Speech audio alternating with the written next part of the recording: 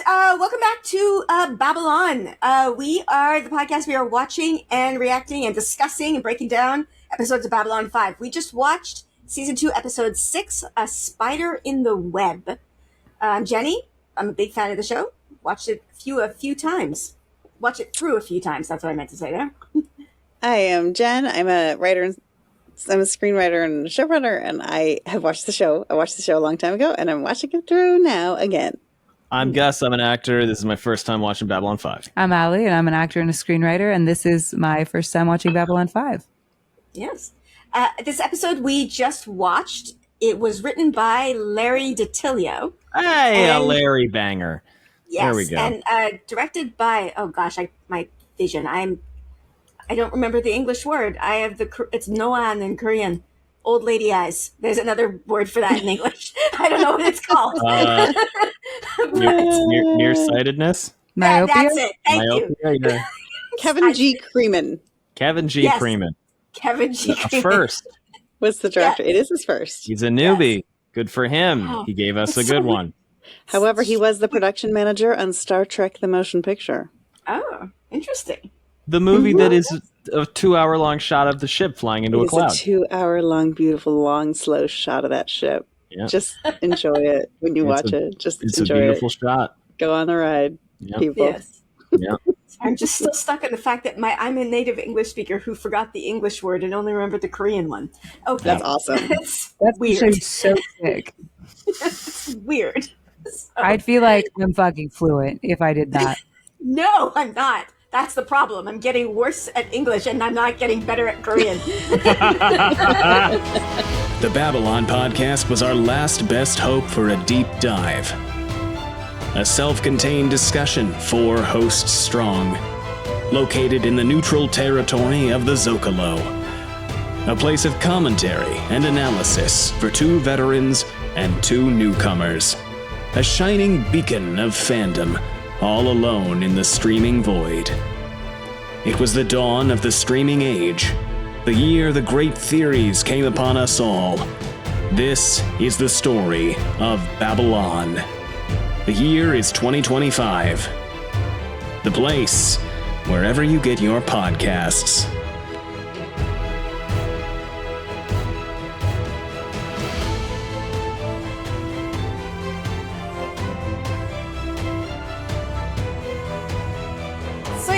Thoughts on this episode? I'm sorry. I just have to start. You have to start. Say. Yeah. I can't believe that I don't have a single piece of Xanadu or Grease paraphernalia anywhere within arm's reach. I could leave the room and I would bring up plenty. I know. Yeah. I know. But I would just like to point out that we have our 70s musicals, movie musicals, and we have Jeff Conaway showing up randomly as a security guard. Yeah. I was like, I recognized his voice when he came over the thing. It's Kaneki. Your grin was like, it was Bill Mooney level. That was like, it was. I love Grease so much. Kaneki, and I would like to point out that he played Kaneki in the movie, but on Broadway, he played Danny. I didn't know that. Yeah, and then they were like, we're going to cast John Travolta because we think he's cool right now. And so he took Kaneki, but he's a great Kaneki. And then Michael Beck, who is the lead in Xanadu, which might be one of the worst movies in the 70s. But I love it so much. Probably. Both Olivia Newton-Johns, and they're wonderful. And the music from Xanadu is amazing. It's ELO and Olivia Newton-John, John Farrar. Yeah. Yes. Anyway, so I just wanted to say that I was really enjoying this one. And your acting coach. And my former your acting coach was in it. Brindley shows up for the win. It's got everything. This is an episode that has everything. It is. Funky Ring. Yeah. Acting coach. Yes. Kaneki. It's a good one. Yes. And Adrian Barbeau was in it. And Jessica, what's her name? Jessica Walter. Jessica Walters, thank you. One scene. Yep. Yeah. It was packed. It was packed with both. There's a lot of guest stars on maybe this. Not great actors. Yeah. Oh, yes. Keep your eye out because that is true. There are a lot of people. I mean, we had Barkley in the last episode. Yeah. It's just going to keep happening. Why do I recognize that guy? The guy who played Taro. Oh, I looked him up. I mean, he literally guest starred on every single show ever. And I believe it because I've seen this man. Working. But I feel like I knew him too. And I was like, I couldn't I mean, I was scrolling fast while we were watching, but I couldn't find what exactly thing I knew him from. Die Hard? Die Hard. Whoa, yeah. Oh. He's the guy who dies in Die Hard. Well, there's a lot of guys who die in Die Hard. Yeah, but he's the guy. He's the guy who runs. Yoshinobu. Yeah. Okay. He's the like guy that gets shot in the head. Yeah, he's the boss. Yes. He's the boss in Die Hard. I knew it. Yes, I knew. I was like, I have seen this man That's what I missed. so many times. Okay, wait, go back. I want to see if there's anything else, but that's the big one that I was thinking of. He was in a movie called The Yakuza. Oh, there you go. I haven't seen it. He's been in a lot of stuff. Drive. Okay. Oh, he was in Drive. But yeah, definitely Die Hard. Oh, okay. Oh, sure. That I haven't seen. He's been in a bunch of stuff, none of which I've seen except for Die Hard. Yeah, well, Die Hard was the big one. The guy, I knew I've seen him before. I was like, this man looks so familiar to me, and it's because I see him every Christmas. A wonderful Christmas movie. It is. Yes. A wonderful Christmas movie. Yeah, this was an episode. This was interesting. This was very different, I feel, from a lot of the other ones. Yeah. It weirdly it feels a little bit Signs and Portency in that I got more of a vibe of okay, time to set up a bunch of pins than I did any real resolution. I mean, there have been things that have been kind of played with and tossed around and hinted at prior to this episode. Mars colony being an issue, Psi Corps fucking with things and, being this rogue actor behind the scenes, personality manipulation. All these things have been the cheese whiz of it all. Not necessarily what they did wasn't necessarily the cheese whiz. Maybe it was the cheese whiz. But a lot of things that have been hinted at, but have never really come together. All of a sudden, we're like, and now this is stuff that matters. And on top of that, we're going to put a denouement in the episode where Sheridan is like, by the way, because I wasn't in season 1, I can just have knowledge that you guys didn't have. There's a thing called Bureau 13, and they're a problem. And now this is going to be an ongoing plot, apparently, is dealing with Bureau 13, which is apparently... it got bad Psi Corps, Psi cops in it. Maybe she was calling herself 13 because she was reporting from Bureau 13, or maybe she is like Agent 13. I don't know. But, because I was watching, I was like, there's a lot of very slow talking. There's really only one plot. Yeah. I can't really think of like a B plot to this episode. Everything kind of hung together around Taro and what's his the oh my god, Xanadu guy. Abel. Yeah. Abel. It's not corn. It was something like corn. Abel Horn. Horn. That's what it was. Okay. Horn. Yeah. Abel Corn. And the Taro and all of that. Anyway. I don't know. I liked it. It was very good, but I was like, this feels very different from most of the episodes we've watched lately. It was definitely like the Spy of the Week episode, and I was kind of like, wait, are we watching Scarecrow and Mrs. King, or are we watching Babble On 5? Because Bruce Boxleitner was like, I have conspiracy theories, and I've got I collect them, and I know this stuff, and I'm not going to tell you now. I'll tell you in a minute, which was really fun. I super enjoyed it, but it was also not off-brand. Just is this Numbers? Right. Another show from this era? Well, it's also like... Numbers is later than this, but yeah. I mean, I thought maybe it might be later, but... I'm not used to seeing the captain/commander just do this thing where he kind of goes off on his own and does this whole investigation. Like, Jeff never really did... He would be Jeff Wish guns a-blazing front and center for stuff, but I never really saw him like sitting alone in his room except in eyes when he was looking up litigation and legislation surrounding himself and Ari Ben Zayn. As an aside, bring back Numbers. Reboot Numbers. Reboot Cold Case. Cold Case was the shit. Cold Case was good. Cold Case was fucking good. Reboot Numbers. Reboot Cold Case. Okay. Those are the Jen will pitch it. It sounds good. I'm in. I am in. But I liked it. I feel like this one was like, it was the very slowly kind of unraveling mystery, like the entire time. It didn't feel like, it wasn't a breakneck pace. Like it was just very slow. No. Very, and I think that part of that's because there's only one plot. Yeah. Aside from like giving us some Talia Garibaldi stuff going on, you know, as which was not really a full B plot, but that's what kind of kept our attention when we weren't completely focused on the stuff. So I've had this experience now in a few episodes. We've talked about it before, I'm going back to the old commercial structure, and I had just sort of forgotten because television isn't written this way anymore, and I keep getting jarred by it in this show, and then I'm like, oh yeah, right, we had to come back after the last commercial for the last little wrap up, because I keep thinking the show's done. I keep thinking it's over, and then all of a sudden we're in Sheridan's quarters, and he's like, let me tell you these big, really fucking bomb dropping secrets, and I was like, oh, this isn't just the Friends cold close. Like, this isn't just the like boop-a-doop-a-doop boop.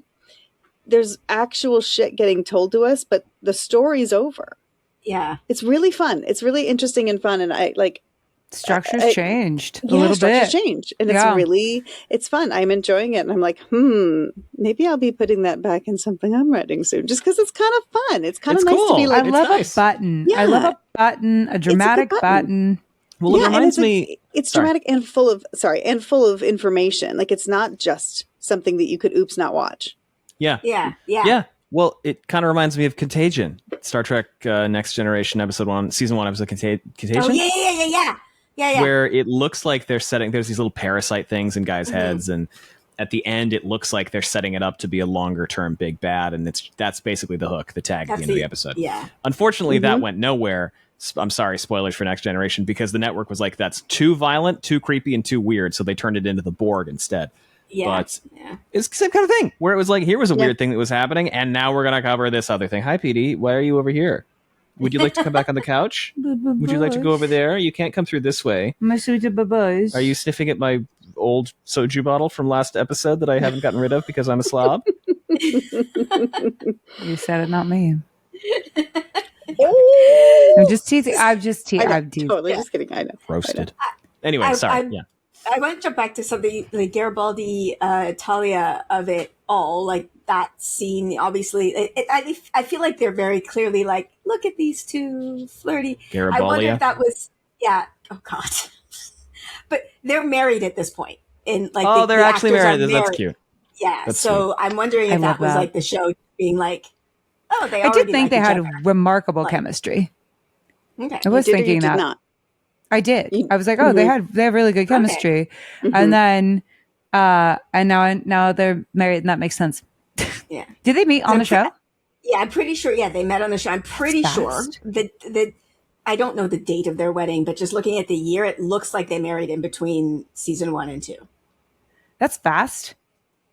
No, I mean they were only married for 2 years, so well, you know.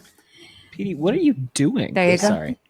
Yeah, but anyway, so I was just wondering, I would wonder if they wrote that into the show because of that. You know, he wants to go lie on that instead.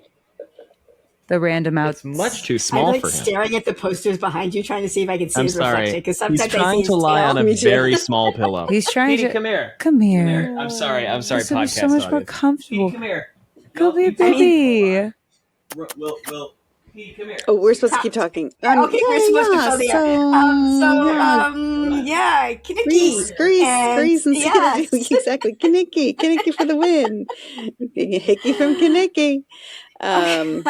Yeah, no, it was fun. It was really. I'm sorry. Like, all of my fangirl stuff came out in that episode, all the way down to. I'm like embarrassed that I didn't recognize Annie Gridley.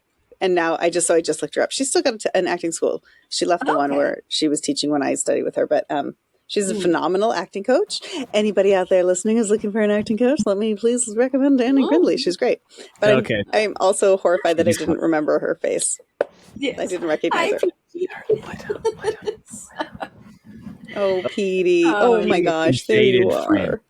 Yes. Let him. Oh, your Bobby, big old hair. Oh my God, Petey, you made me yawn. He does this all day, every day. He wants to be in mommy's lap. He loves his mummies. What a sweet. He does love his mummies. This was good. I feel like I should have more to say about it, but I really don't. Yeah. You said that you felt like they were setting up pins. Tons. What are the what are the pins that you think are being set up? Bureau 13 is the biggest one. Further exposing corruption within Psi Corps, or further exposing that Psi Corps is a corruptive influence, is one. Talia having a gradual turning relationship with Psi Corps is one. The deconstruction of Talia White. The existence of Winters. The existence of somebody called Control on Babble On 5 is one, because they talked about he thinks Control, he thinks this, Control, he thinks that. So somebody on Babble, the fact that there must be somebody on Babble On 5 who made the backdoor into the system for those guys.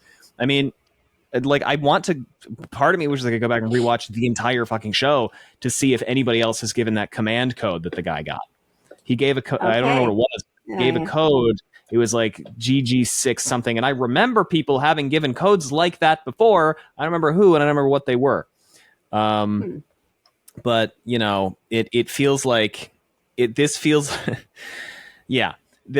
I'm drawing parallels based on what I have watched and also things you have told us about on podcast, about previous episodes, like to do with Takashima stuff, where now I'm like on high alert for people being plugged into this other group. It feels like it's the same group. It feels like Bureau 13 is also the group that was probably behind killing Santiago. I imagine Trash Jim is part of Bureau 13. I imagine that Jack is part of Bureau 13.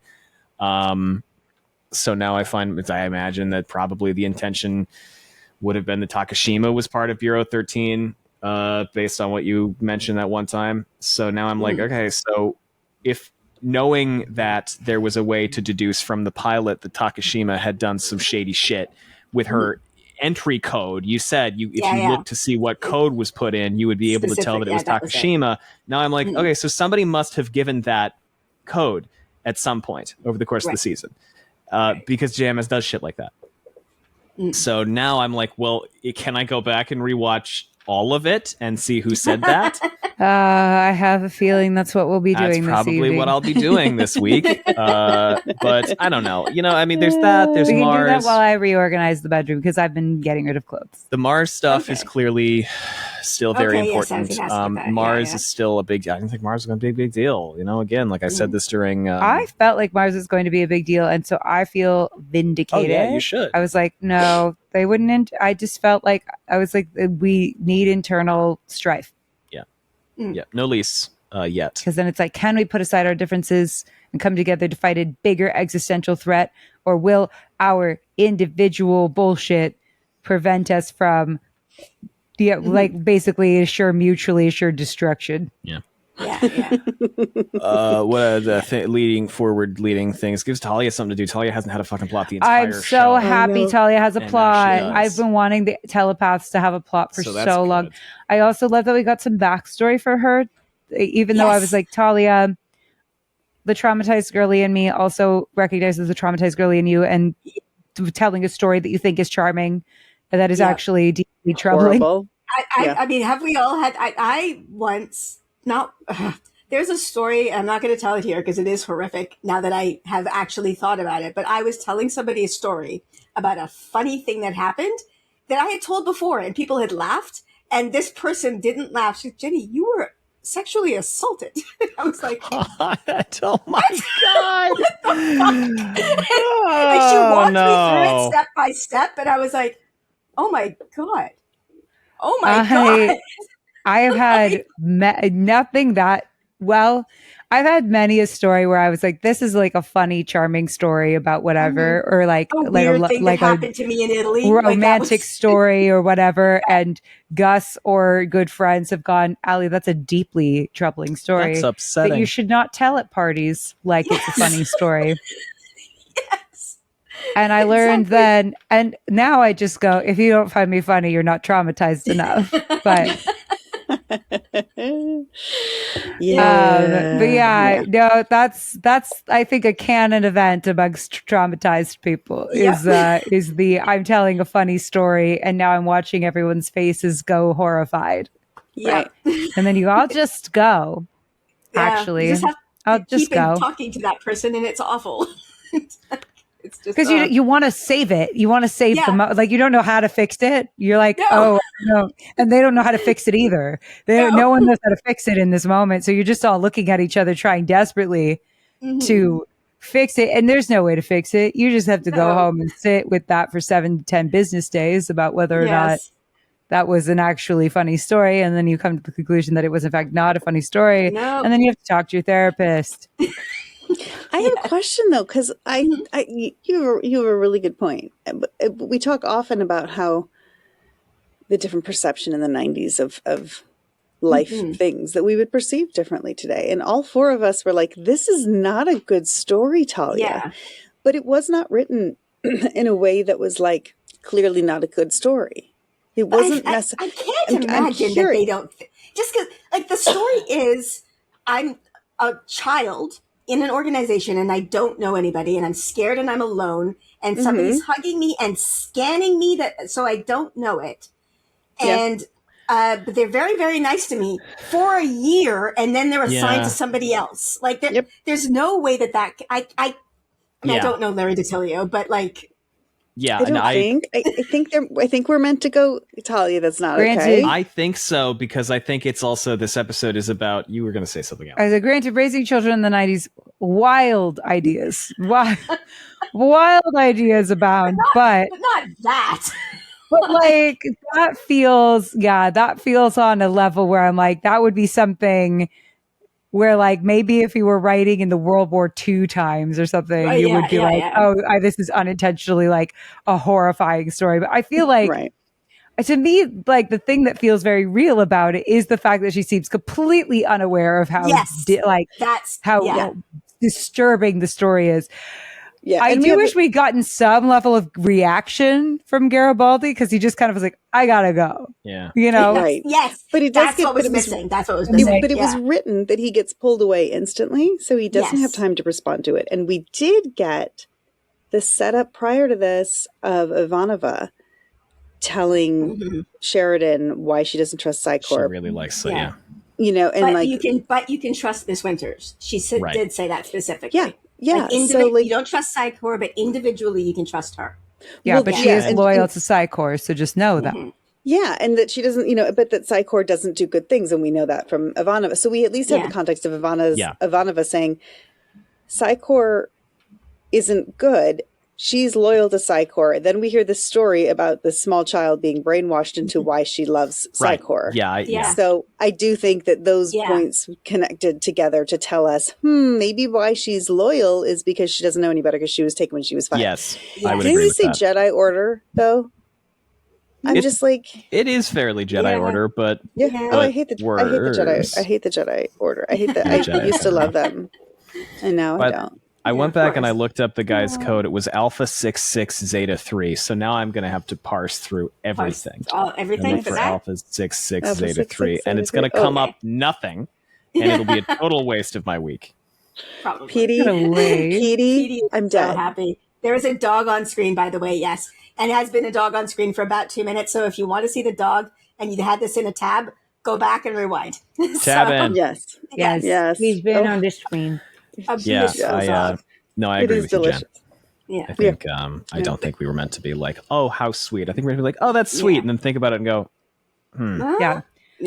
Is it that? It's a worrisome story, because he's telling a story about like his father, who he had a deep personal connection with, and she's like, I had this girl for a year, and I'm like, you were 5, which is fucked up. That's the extent of deep connection she had. Yes. She's like, that's what I can think of. Is I once had a woman hug me when I was 5, and make sure that I wasn't going to go completely buggy and crash out. And then I was on my own after that as a 6-year-old. Yep. Until like now, apparently, like, whoa, that's disturbing as fuck. Like no one was raising this child. No. And the way she like urchins laughed, all the way down. It's urchins all the way down. Scanning me. Urchins all the way down. Yeah, her smile when she said it was creepy. It was so earnest, and I was like, girl, I've been there. Yeah. I've been there telling a story that was accidentally horrifying. And look at this dog. The dog is progressively taking up more and more of the frame. He's going to start hitting the keyboard soon. Oh my God. Yeah. I do want to say, so much. He's too much. I want to bring up one thing from the JMS Speaks section of the Lurkers Guide. Jenny, do you want me to bring this one up still? No, you go ahead. Yeah. Okay. This is just a little thing that's Bureau 13 was apparently also a game in the 1990s.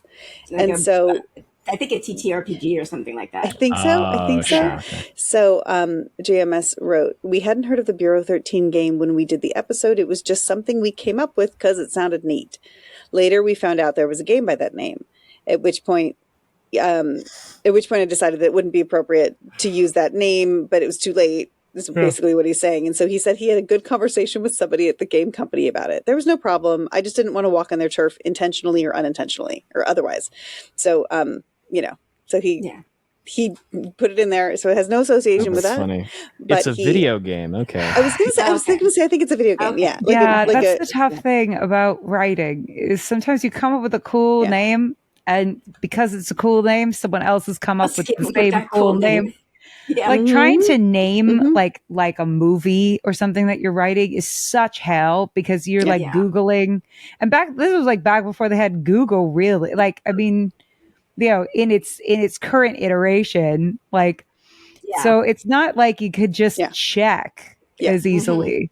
Well, it's interesting because, shows, studios have legal to do this for, for a lot of things. But again, back then, the legal trying to look something up was a much harder task. And you wouldn't even necessarily know what to look up and see if anything is called Bureau 13. Like that's, what do you... Right.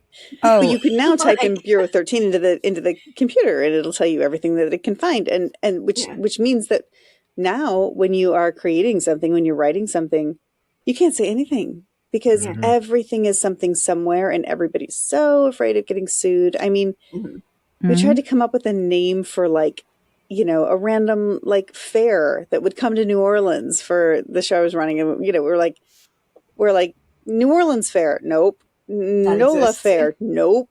Nolans Fair. Nope. Okay, not fair. Everything is used somewhere and legal can find it all. So they're just like, better be safe than sorry. Come up with something completely unique and never been seen before.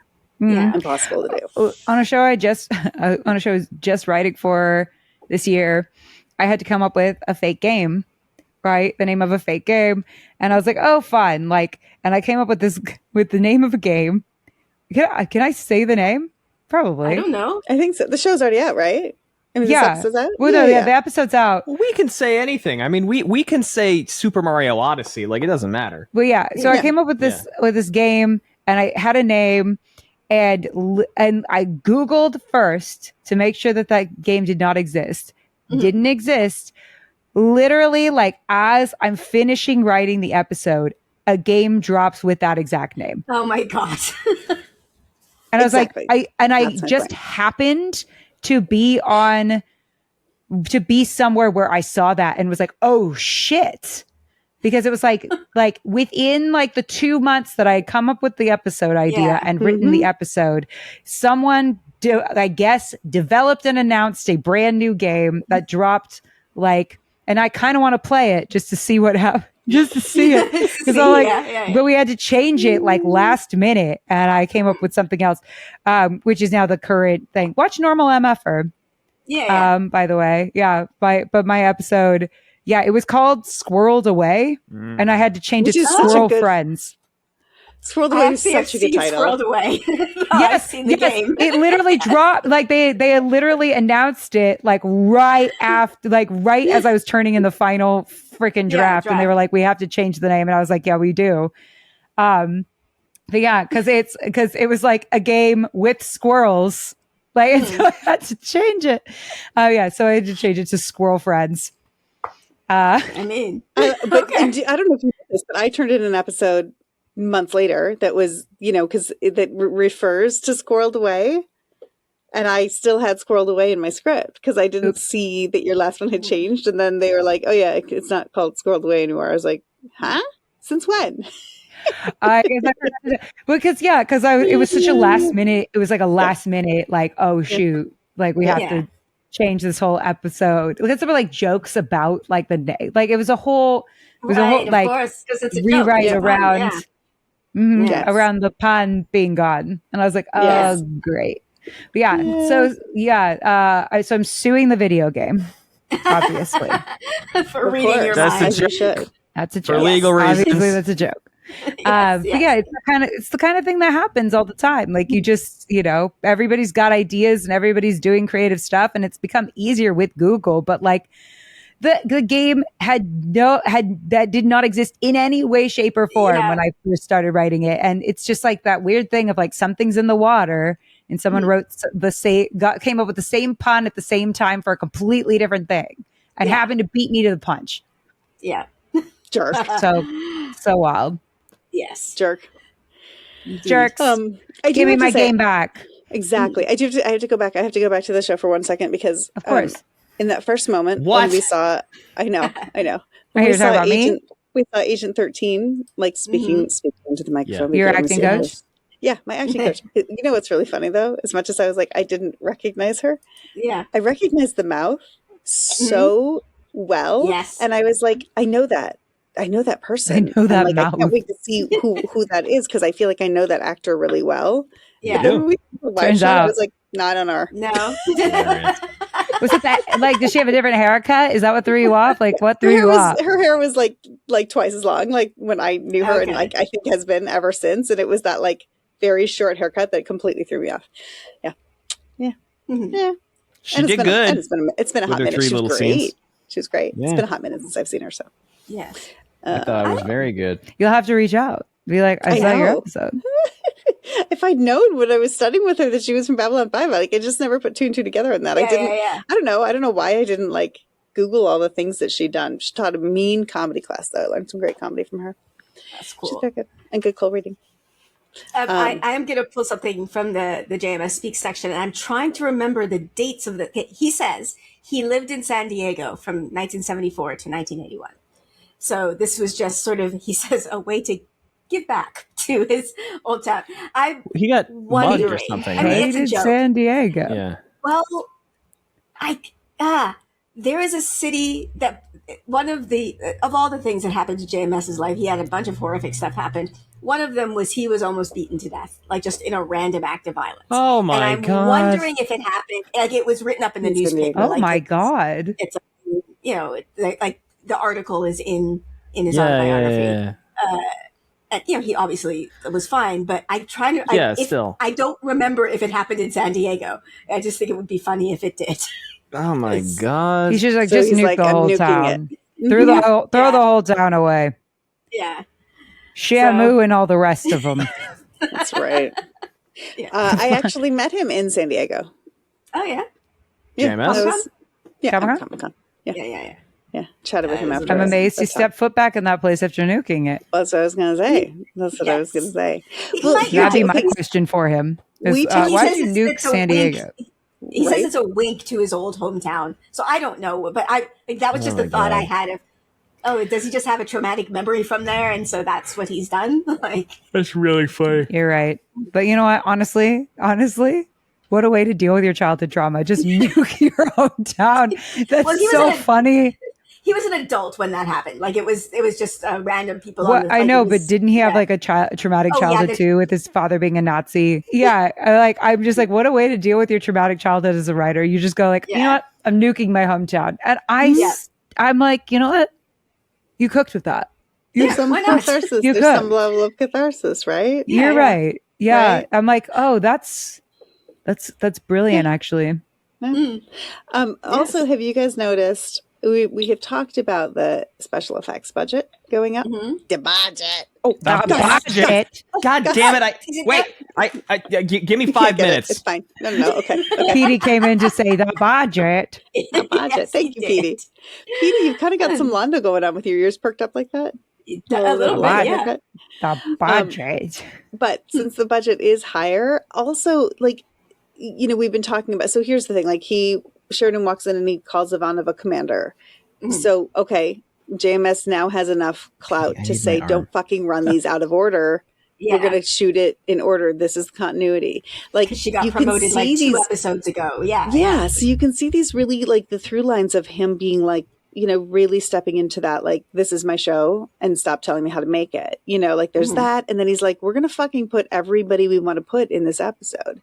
I mean, I was surprised. Interestingly enough, I was surprised. I was surprised Jeff Conaway had a top of show because I don't think he has the lines over the thing when he calls it in, but it's barely. Maybe he has 6 lines. He's barely not a co-star. He's barely a guest star, barely top of show. Of course, it was the 90s. Everybody got top of show. But, and Annie Grinley's name I saw at the top show as well. And I was like, she's barely in it as well. But then those two aside, like we said, we just have this great cast coming in. All the casts have been consistently the last few episodes. We're just getting this like really fantastic. They're bringing in top tier actors who were not getting scale. Most of these actors are getting more than scale, and he's got the budget to do it. The budget. Yes. Oh no, don't go. Yeah, no, I'm sorry, Petey. I won't talk about the budget anymore. He really doesn't like spreadsheets. No, that makes sense. He thinks talking about money is crass. So gauche, and he's always said that. Yes. Yeah. He told me so himself. But I'm just enjoying the quality. Like there is a higher level of production value all the way around, from cast all the way up, Yeah. Even like we talking about the the slotted spoons and of Bruce's quarters. I can headcanon it that the reason Jeff's quarters were so stark and empty is that like dude has a death wish. He's not really making any place home. Oh, and yeah. Bruce is like, he's homey and he's decorating or whatever. But there's also probably an aspect to it of, no, we've got money. Let's buy stuff and it's actually season 2. make it look like if somebody lives here. Like it's a different feel. Yeah. Yeah. Yes. And it's fun. It's fun. It's nice to see that. It's nice to I feel safer. I feel like I'm in JMS's hands now. Whereas season 1, I felt a little bit like I was in hands. Yeah, exactly. I was in, the hands of like people saying, well, make sure you do this, and him trying to make sure that he was couching it in a way that wouldn't freak the studio out, Yeah. And now I feel like he's like, oh, okay, great, thanks. This is my show. Here's what we're doing. Yeah, for sure. Yeah. So like cool. My show's actually successful. It's a hit. Now I get to kind of have a little more freedom and leeway. Mm-hmm. Yeah. Oh. Yeah. Petey's back. Oh my God. It's a very Petey heavy episode. I love it. I am being pushed off the couch. I'm trying not to, but I want him to stay. I am trying to update the soundboard with the budget sound I can't effects. move too much or he would leave me. We are at an impasse. You're at an impasse. It's a very Petey heavy episode and a very Talia heavy episode. Look at that. It was so lovely. Look at you. I want to go back to Talia because I thought her arc in this episode, I don't know, like, because it's that tag scene at the end where she's looking up the Psi Corps officer. That was very good. Yeah, because everything else in it, like she does see that it's a Psi Corps officer, but she doesn't reveal it. But then, like, she's looking into it at the end secretly on her own. So there's like there's movement there. And I'm going to go back to what I was saying about like, was this just the times that they didn't recognize how creepy what she was saying was? I'm 100% wrong. You and you guys are all right. 100% they are setting that up. Mm-hmm. It's just that her delivery and her performance is so fucking good that I am there believing her, believing that it's fine, believing that the director told her this is a really nice story, as opposed to like trusting that it was just an actor doing a really great job of telling us that she thinks it is, because her looking this person up and knowing and digging for it is part of her beginning of distrust. I think like it's it's or a part of her deconstruction begins. The deconstruction and the questioning of her childhood and like whether or not that was actually we're deconstructing our childhood, Petey. Writers, we're deconstructing. Is guileless a word? Because that's the word that I had for that moment. Like when she was speaking, like there was just it was pure. It was entirely pure. That was a story from Talia that she thought was beautiful and wonderful. And then she saw weird stuff in this episode and was like, well, she didn't watch the episode. She saw it happen in her real life. And it was, Yeah. All of a sudden she's like, wait a minute. Are we the bad guys? Right. Which is always a beat that I love for a character is the moment where they go, wait a minute. Wait, here you go. I don't care about the budget. Yes. I love it. I'm not so loud happy. enough, Yeah, but you that's gotta turn good it for up a now. little That's bit. good That's for now. perfect. It's Yeah. perfect. All right. Excuse me. You guys continue actually doing what matters while I do all of this halfway off the couch because of the dog. He is like He's just definitely taking his space. He's taking. I can tell how heavy his head is in your arm too. I just love it. I see your muscle flex. He has the biggest head. It's so sweet. But I think that so this is also a testament to, I think, JMS's really, really beautiful and subtle writing when he just digs into it. Like there's this both the way that Talia talks about that, but also the way that Sheridan says, he's trying to figure out what's going on, and he's like, I think he's, we need to get a detail. We need to get a security detail on Talia right now. But there wasn't like the heavy-handed explanation of clearly like he's, I mean, they kind of say it later, but like there wasn't just the big heavy exposition of like, well, he must be coming to her because he needs something from her because he wants her to read his mind to save him from the thing. I mean, they say it in a really nice and subtle way, and they say it late. They didn't, they let us go there. They led us to it, but they didn't spell it out for us, which I thought was also clean and sophisticated writing. It was nice. Yeah, there's less, like, this episode is not one of my favorites, but I do like it. But as you're talking about it, that's one of the things I appreciate as the show goes on. It holds your hand less. Like it doesn't. It's not like oh you're stupid. Like it's no. You can follow this. We're letting you follow the story. It's trusting the audience, and I appreciate that. Yeah, that's the nice thing. They have the time to really flesh out their writing because now they have enough money, so they can. I don't care about the budget. There we go. Now it's loud enough. Yeah, I'm sure that there have been a lot of interesting things happening in the past 8 minutes. I've only been doing that. You haven't missed anything. We talked about Talia. That's supposed to be it. I love Talia. She's great. A lot about Petey. Yeah. But yeah, I'm just always in favor of Talia getting a plot. Yeah, I like Talia. I hope she does more. I don't know why I identify so hard with Talia in so many ways. I think it's just that I'm a deep voiced blonde woman with empathy. Okay. Those are good reasons. Those are good reasons. Yeah, a deep voiced blonde woman with empathy shit. But every time she's on, I'm like, representation. Oh yeah. Okay. I've never seen a character where I'm like, is this play about me? Like in such a profound way.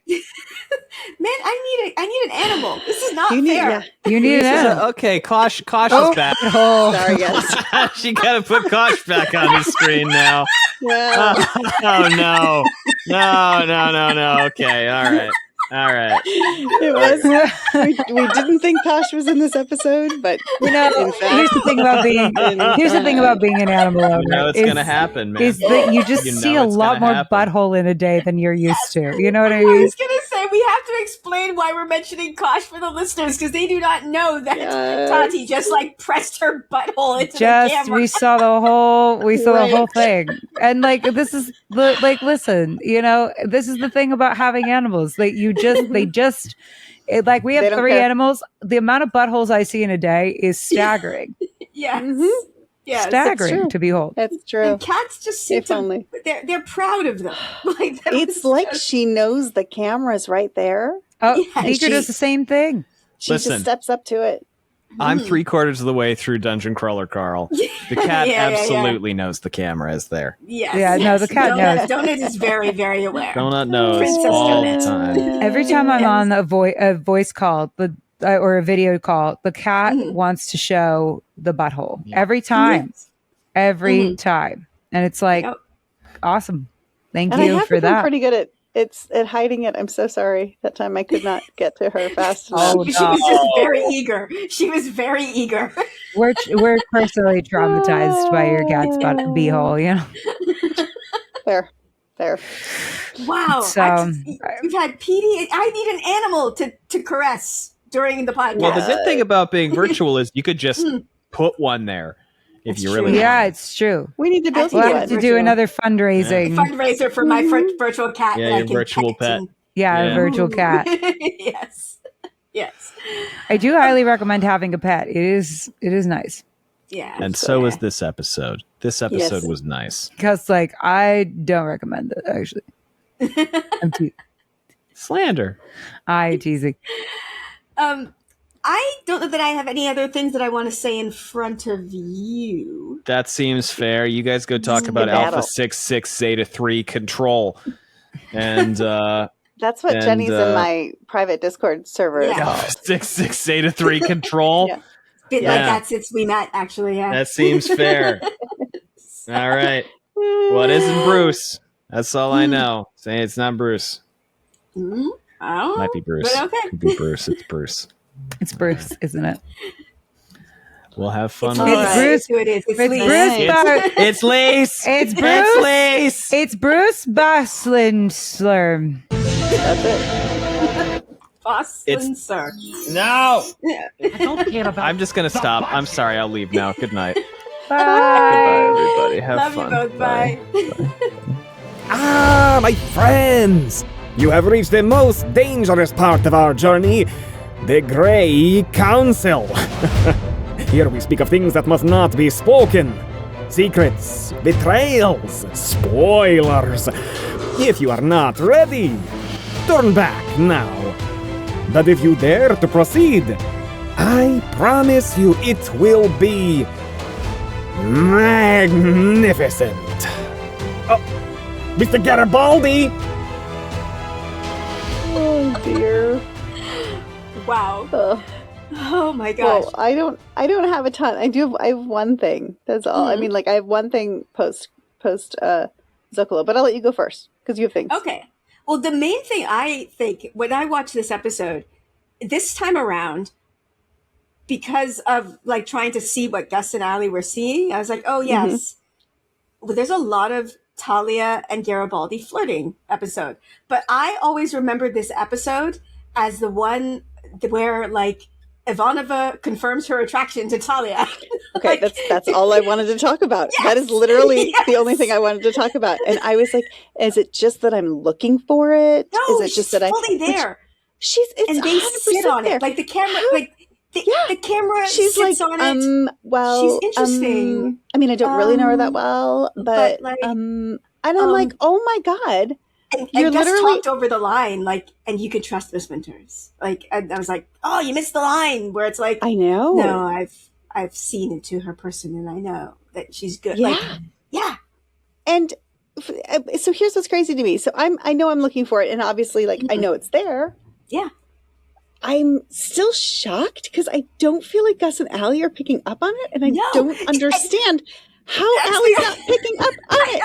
That was the other thing when Ali said she sees representation in Talia. And I was like, Ali, you don't know. You don't know how much representation. That is a bi-blonde lady with a deep voice and empathy. That's you. That's you. I was just I was literally biting my tongue. I was biting my tongue. When you go back and edit, watch my face in that scene with Ivanova, because I was so excited, and then I was like, but I don't want to show it. I was watching your face during that scene because I was like, I'm not. People are say, oh, the avatar helps me. There are times when I'm editing, during the scene where the one I talked about a lot, the Carl Sagan scene where the Delenn is giving that speech. If you watch the reaction, I have this blissful look on my face. Partially because I'm falling in love with Delenn, but also being delighted watching Bruce fall in love with Delenn. And just you, straight-faced, your poker face is good. I'm just good. Hearts are floating around my face.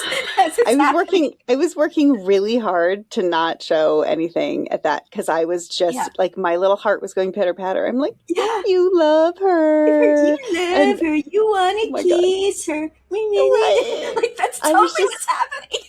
I was like, it is so sweet. And then every time Garibaldi would show up, I'm like, she's not interested in you. No, not even. I know she kind of is at this time. Fine. But I was like, she's not interested in you. Go away. Go away. Go away. This is boring. This is not the fun one.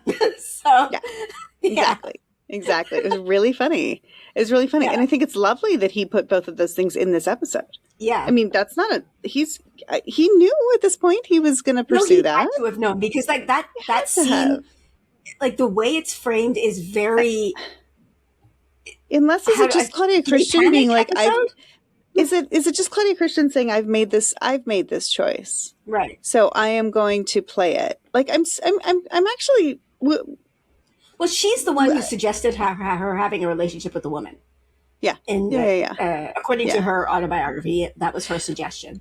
Well, I can buy that, and that is a question. I mean, I do think that JMS was probably going down that path already, and we also saw some of that, but maybe in a different episode. Remember, like this winter was very, very loud in your mind.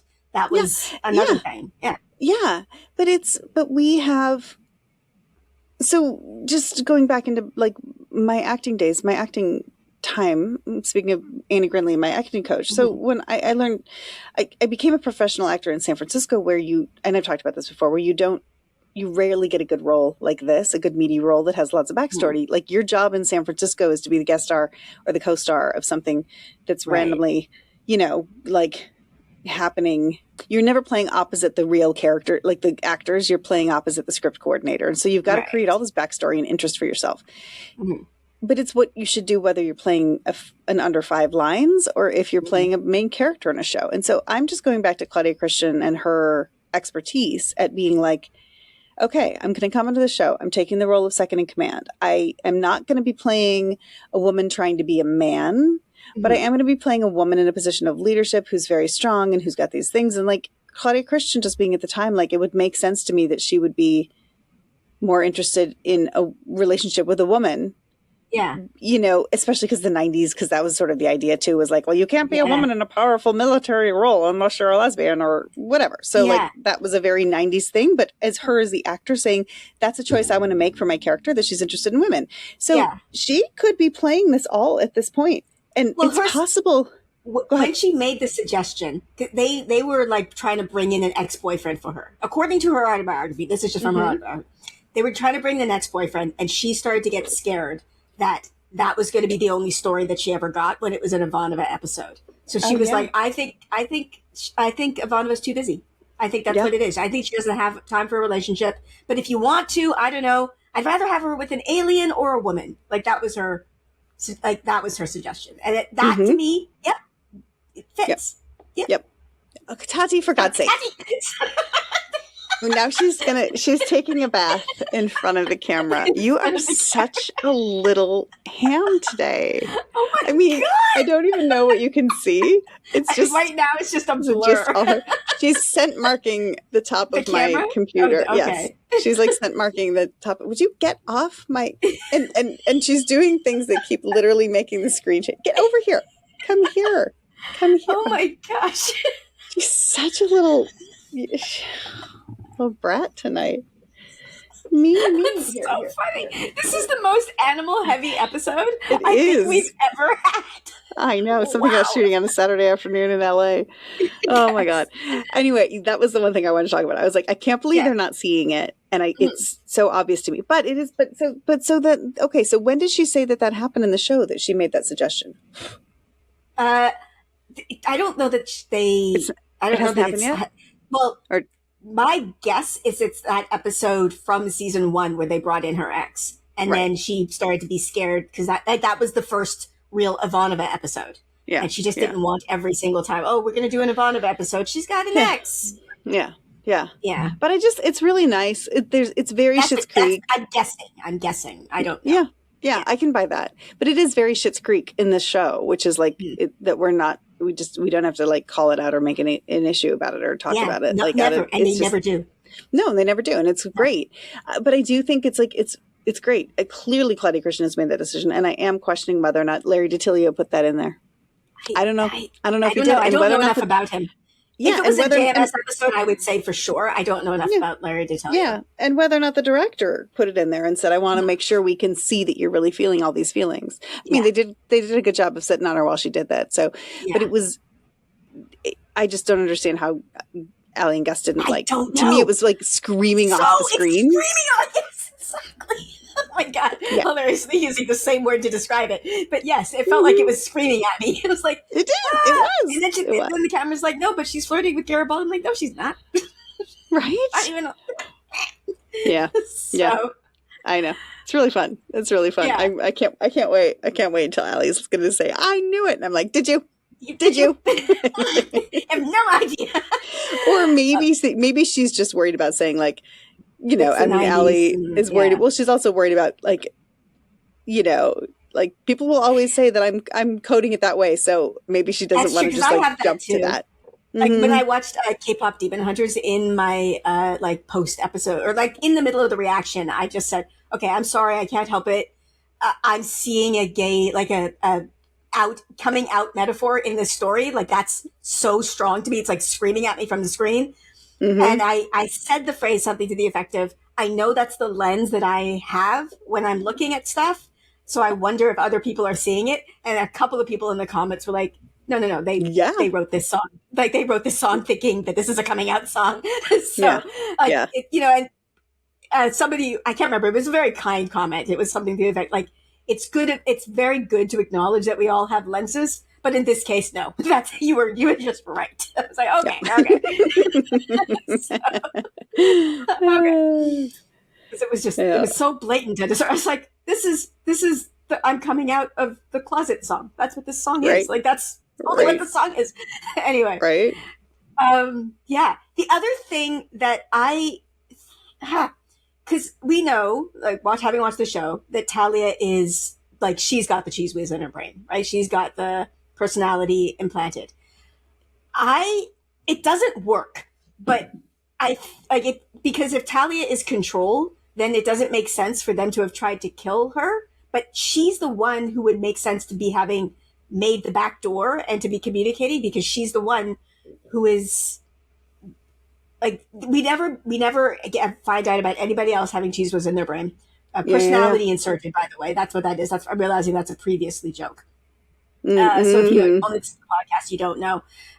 When we talk about personality, I put it in the previously as cheese whiz because of of course, very, very important commercial from the 80s that had the line cheese whiz adds personality. So yes, that's what that is. So Talia's got the cheese whiz. So she could build the back door, but then it doesn't make sense if they are sending somebody to kill Talia because they would know that Talia is control. And his instructions from Agent 13, from my acting coach, his instructions were kill her, right? Yeah. Yeah. The instructions were kill her. It was him not killing her, not them. Yes. Yeah. Because the reason was because every time he was around her, he kept reliving his death over and over and over and over again. And, you know, that I imagine that's traumatizing. So, I can imagine. So, and I was wondering if they were going to call that out because I remember that when I watched the episode of, they killed the man. Every time, like, they attacked her, there was a man who died and then she got away. A man who died and she got away. And I started to think, well, it only happened twice, but like, they're like doing the whole, she's just like the final girl, like the damsel in distress, but then it turns out it's actually plot relevant, and I liked that it was like, that's a reason. It's not just we don't want to kill a girl on screen, like so there's that as far as continuation, and of course Zach Allen showing up. And I was like, okay, so I saw Jeff Conaway's name too, and I got very excited in the beginning, and then I was like, I was crazy about Michael Beck, knowing full well that he's a one-off on this one, and then yes, which is not surprising. But of course, like, I know that Jeff Conaway is coming back and going to be much more important going forward. And so I was like, okay, I started to get excited about Jeff Conaway, and I'm like, I'm just going to get excited about the Grease part of it. I'm going to like make it clear that it's just about the Grease thing. And I was like, yeah, it was just weird that he got top show when he's just like a rando. Yeah. I think I was playing that off. You did that very, very well. Thank you. Yeah. Thank you. That's one of those stories. I mean, it's tragic because he also has passed away. Due to, like, I think as a result of his struggles with addiction. But at this point, I think so too. He was recovering from addiction at this point. And in JMS's autobiography, he talks about, like, he auditioned and he's like, he was shocked because he's Kaneki. Like, he's very, very famous. He was on, I think, Taxi Driver, was he on? Or, not Taxi Driver, Taxi.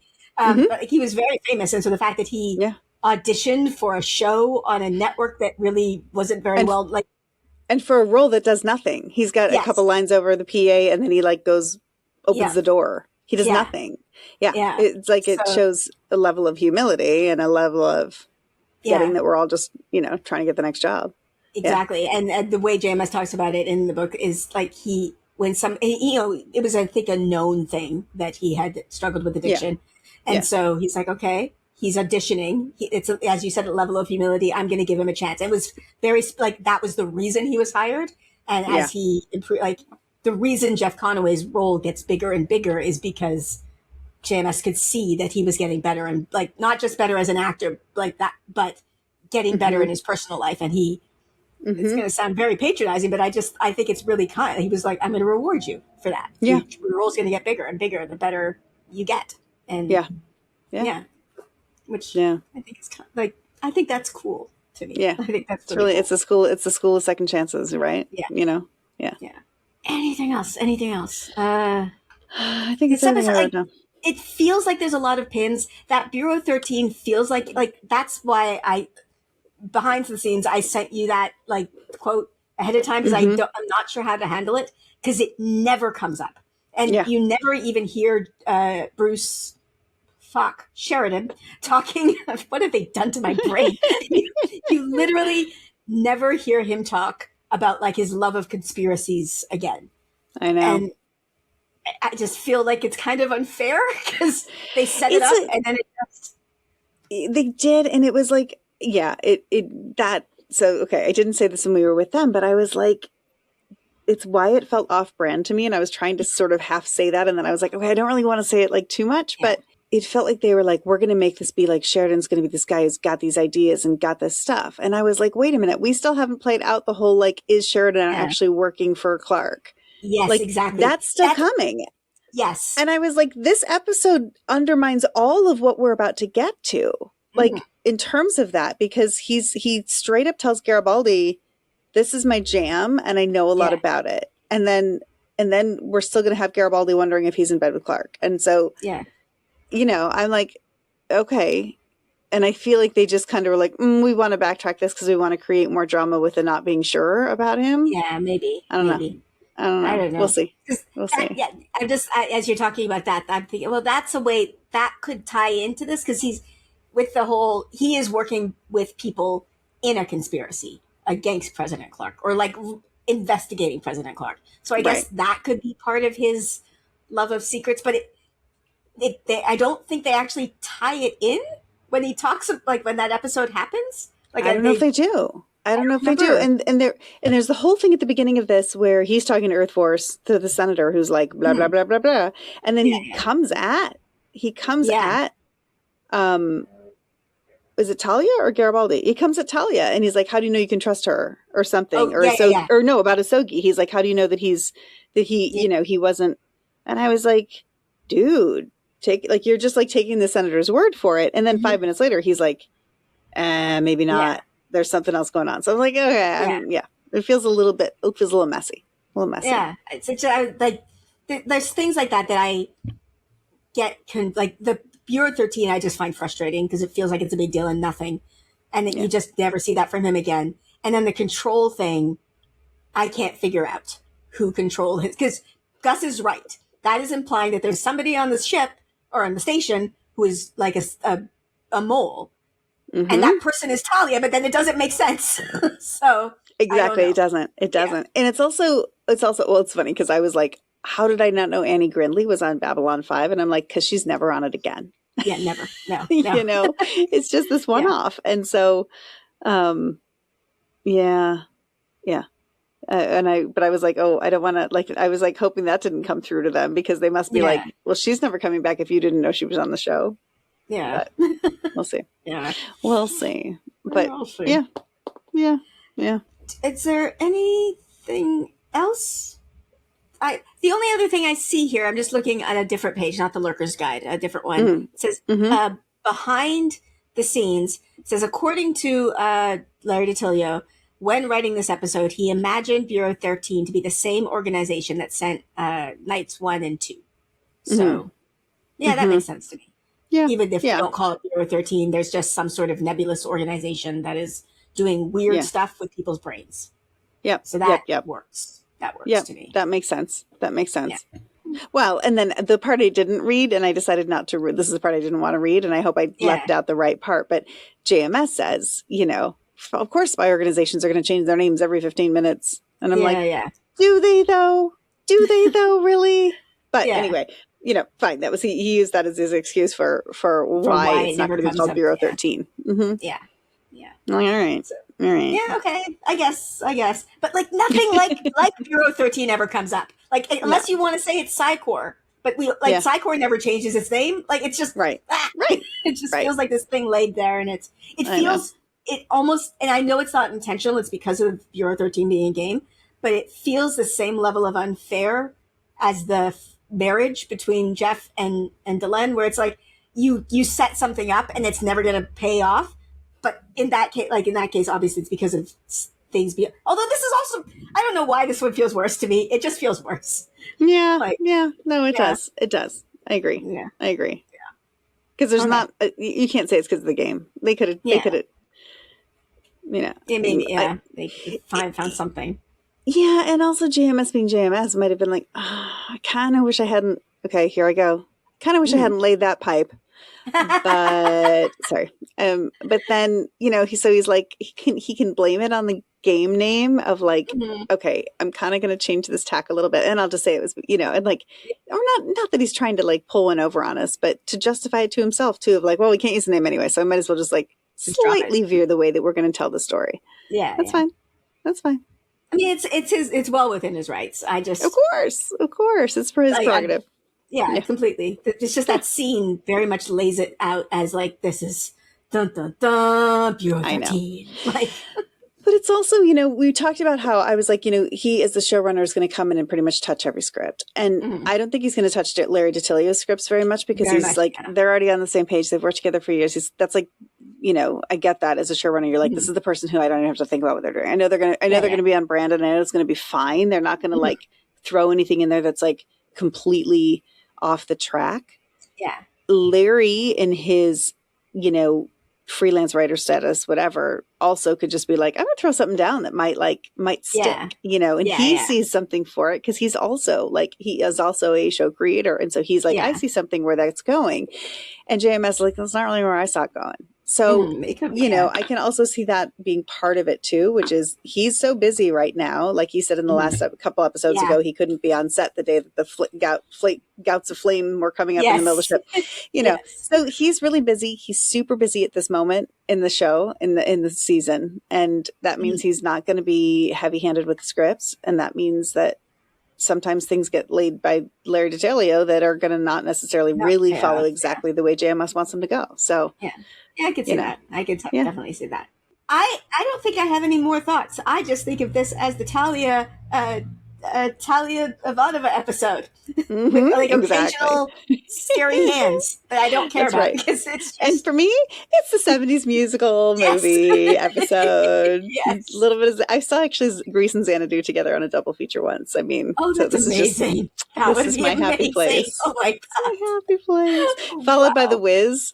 And after 2.5 movies, I had to leave. I'm sorry. But The Wiz is the best one of those three. Sorry. Is it though? I mean, I was like, David, you've never seen The Wiz. This is such a classic. I mean, it's Diana Ross, it's Michael Jackson. It's amazing. It's so good. The song Move On Down the Road is so good. It's so bad. But it's so bad. It's so bad. And that's a part of my childhood, so I don't know. I know. It was a part of my childhood too. Well, it's one of those movies terrible. That, like, The Wiz I've watched many times as a kid growing up. I feel like there's movies that Black parents show their children, and it's just like, this is your culture. I distinctly remember my mom telling me, okay, you're old enough, we're going to watch Roots now. And I was like, what? Like, no, it's time. It's time. You have to. It's like, okay. Yes. It's like my homework. Yes. This is your Black homework. You're becoming Black.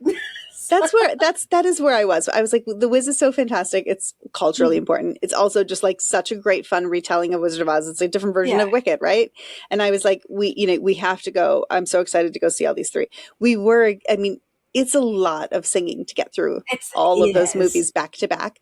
And Xanadu is inarguably a terrible film. The music is wonderful. I've only seen Xanadu once, so I love it, and I could probably quote every line from it. I love it so much. Mm-hmm. It's so bad. It's so bad. The music is great, but it's a terrible movie. It's a terrible movie. Grease, though. Grease is wonderful. Grease I've seen a few times. I am now wondering if I should try and watch The Wiz as an adult and see, because my love of that movie is so strong, but it's not based on any actual memory of the movie, just it's the songs and my feeling as a child. So. Well, maybe you shouldn't then. Okay. Okay. Is it that bad? No, it's not. It's probably not. The live musical is really fun. And that's the thing. I'm probably not being fair with it. I think there's some filmmaking choices that I wasn't in love with, and the pacing of it is also just like, I mean, you and I can sit through 1970s movies, but I don't know that Ali and Gus could, because the pacing of those films is just so different. And, so that's probably part of it too. I think your love and your nostalgia will absolutely hold it up. And it's also, I mean, like Michael Jackson's The Scarecrow is just perfect. Incredible. Yeah. So, I mean, all of them are perfect. Limbless thing. Like something about the way he moves, his body moves, works so well. Yeah. I mean, I love Ray Bolger, but watching Michael Jackson like fall down and just like his jelly bones is just incredible. So incredible. And Diana Ross is just the most charming. Of course. Yes. Yeah. Of course. And who else could you possibly have sing after Judy Garland? But Diana Ross. You don't really have any other choice. So no, exactly. Yeah. Okay, now that we've talked about musicals on our Babble On 5 podcast, welcome to our movie where we break down musical movies from the 70s. Sorry, everyone. It will be Oliver! Exclamation point. We'll be talking about Fiddler in a couple of weeks. Anyway. I love musicals so much. My happy place. We need to end this episode. So I'm going to try and not fuck up this outro like I fucked it up during the reaction, because I don't know why. I don't know why. I can never get it out. But we love it. Do the stuff. You got to like and you got to subscribe and you got to rate and review. That's what you do to audio podcasts. And you can check out our Patreon where you get early access and ad-free versions of the audio version of this, unedited versions of the reaction. And you can join my Discord as a patron and we have a special super secret patron channel where we talk about things like what's coming in the upcoming previously, and you can help me with that and hear it early and stuff like that. So do all of that stuff, please. And love y'all, and Babble On. Babble On.